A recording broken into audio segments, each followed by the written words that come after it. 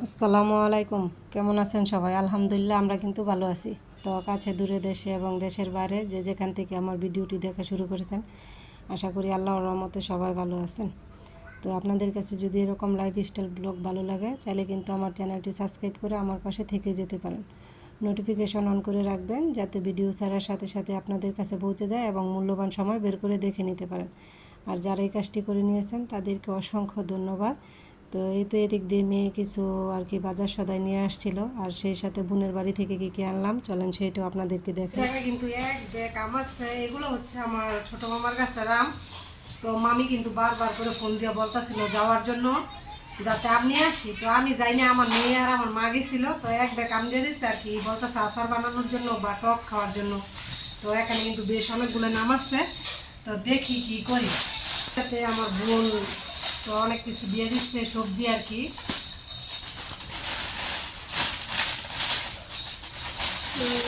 যে কিন্তু আছে এগুলা দাঁড়া ফটো লাগাইছে, তো সেটাও তো আপনারা দেখবেন।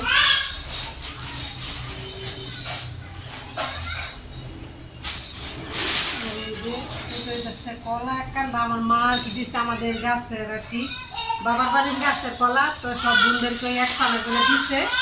তো আমার জন্য একটা নিয়ে আসছিল আর কি, আমার মামা বোনের বাড়িতে আসতে যায় ওইখান থেকে। যেহেতু আমার লেবু গাছ নাই,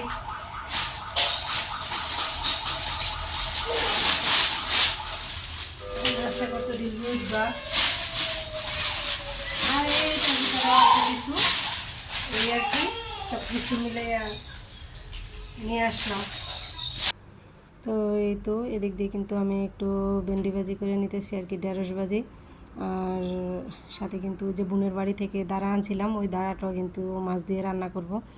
তো খাওয়ার পর যেহেতু আর কি আমি ভয়েস ওভার করতেছি, সেজন্য আর কি বলতে পারতেছি আর কি, দাঁড়াগুলো খেতে কিন্তু খুবই সুস্বাদু হয়েছিল। আর দাঁড়াটা না একবারে আর কি কষানোর মধ্যেই সিদ্ধ হয়ে গেছে, খুব বেশি একটা পানি দেওয়ার প্রয়োজন পড়ে নাই। তো খেতে কিন্তু খুবই ভালো হয়েছিল।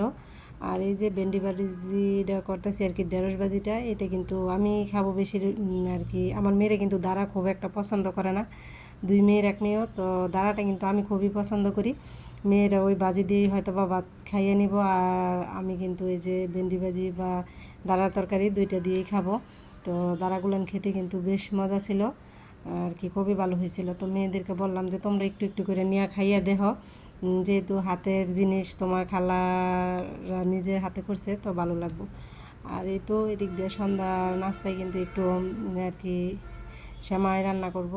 তো সেমাইটা কিন্তু আমি একটু ঘিয়ের মধ্যে ভাজে নিতেছি। তো ঘিয়ের মধ্যে একটু ভাজে নিলে কি হয় যে সুন্দর একটা ফ্লেভার আসে, সেই জন্য। আর এই তো উপরে একটু গুঁড়া দুধ দিয়ে দিলাম, এই আর কি। তো সবাই ভালো থাকবেন। আজকের ভিডিওটি এই পর্যন্তই, হয়তো আবার নতুন কোনো ব্লগে আপনাদের সাথে দেখা হবে। সে পর্যন্ত সবাই ভালো থাকবেন। আল্লাহ হাফেজ।